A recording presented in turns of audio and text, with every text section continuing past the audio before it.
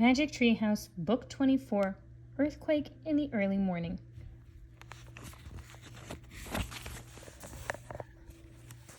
Prologue. One summer day in Frog Creek, Pennsylvania, a mysterious treehouse appeared in the woods. 8-year-old Jack and his 7-year-old sister Annie climbed into the treehouse. They found that it was filled with books. Jack and Annie soon discovered that the treehouse was magic. It could take them to the places in the books. All they had to do was point to a picture and wish to go there. Along the way, Jack and Annie discovered that the treehouse belongs to Morgan Le Fay. Morgan is a magical librarian from Camelot, the long-ago kingdom of King Arthur. She travels through time and space gathering books. In the Magic Treehouse, books 5 to 8, Jack and Annie help free Morgan from a spell.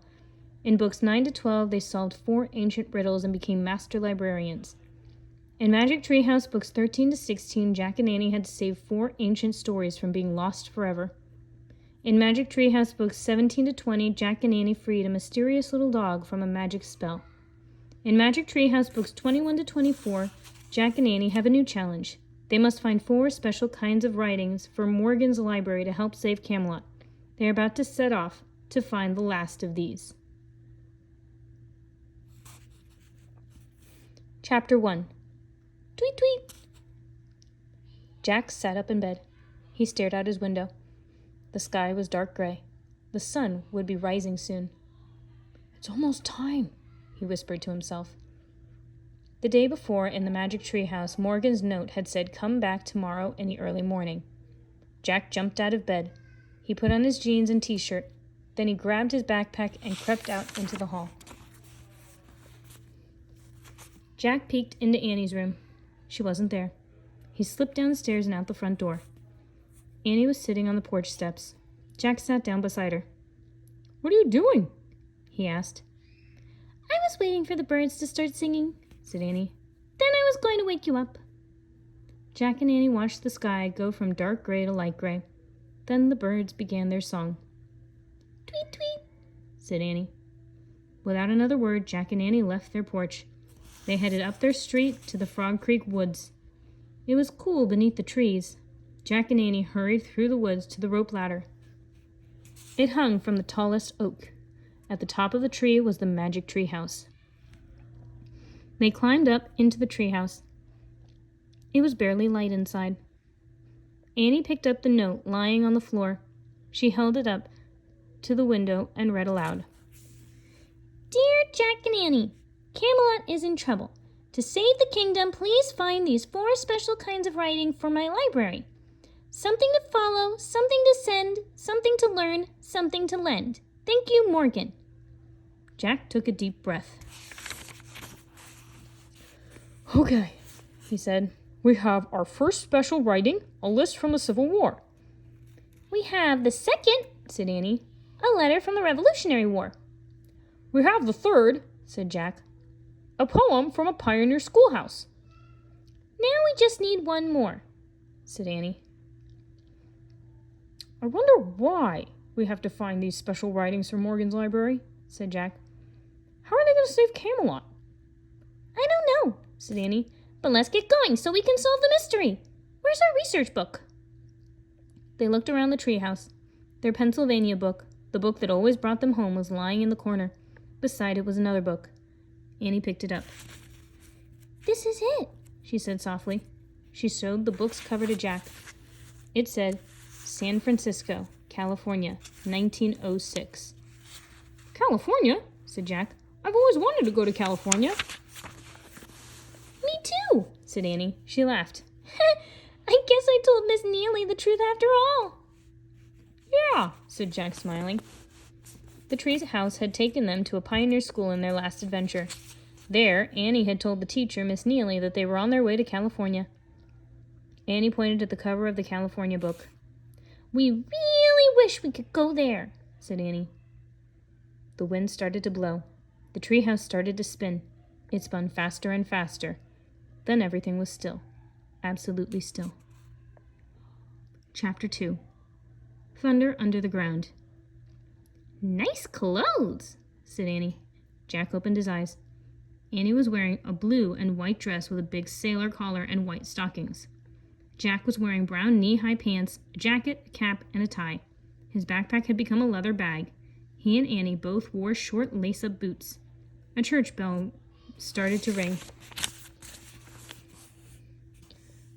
Gong, gong, gong, gong, gong.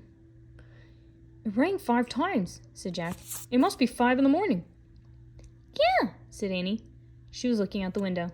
Jack looked with her. The early morning air felt fresh and cool.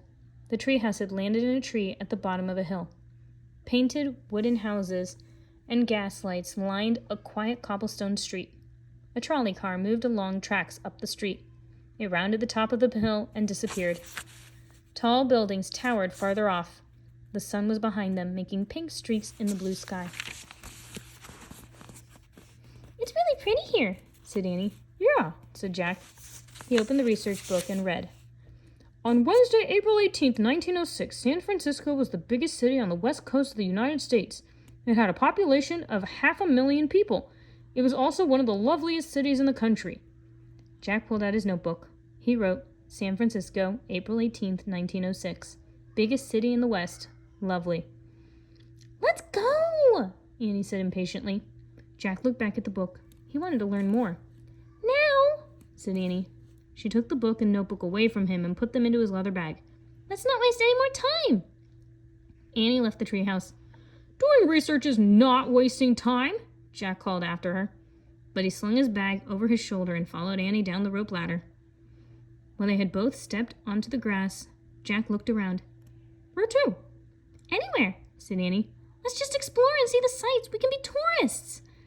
Okay, said Jack. But don't forget, we have to find the writing for Morgan's library. They started up the cobblestone street. As they walked up the steep hill, the sun rose above the tall buildings. The early light turned everything to gold. Stones, street lamps, and glass windows of the silent houses. It's so quiet and peaceful, said Annie. Yeah, everyone must still be sleeping, said Jack. Suddenly, out of the quiet came a deep rumbling noise. Jack stopped. He grabbed Annie's arm. What's that? He said. The noise got louder. It sounded like thunder coming from under the ground. The earth started shaking. Church bells clanged wildly. The whole street began to move. The cobblestones rolled like waves on the ocean. What's happening? Annie cried. Chimneys fell off roofs. Gas lights toppled over. Bricks crashed to the street. Get down! Shouted Jack. Cover your head! Jack and Annie crouched on the ground with their arms over their heads. All around them was rumbling, clanging, crashing, and breaking. Then the world grew still. The rumbling stopped. Jack and Annie raised their heads. The air was filled with dust. It's over, said Jack. That must have been an earthquake, said Annie. I think so, Jack agreed. I guess I should have let you do a little more research on this place, Annie said. Yeah, probably, said Jack. Except I don't exactly know what we could have done. Jack slowly stood up. His legs felt wobbly. As he brushed off his pants, the deep rumbling came again, louder than before. Then the terrible shaking started. It was even harder than before. Jack was hurled to the ground. The earth trembled and quaked. Jack bounced against the hard cobblestones. Annie! He cried. He tried to stand but fell again. Through the dusty air, he saw the tall buildings swaying against the sky. Roofs were caving in. Up and down the street, brick, glass, and concrete showered down. It seemed like a long time before the dreadful noise and shaking finally stopped.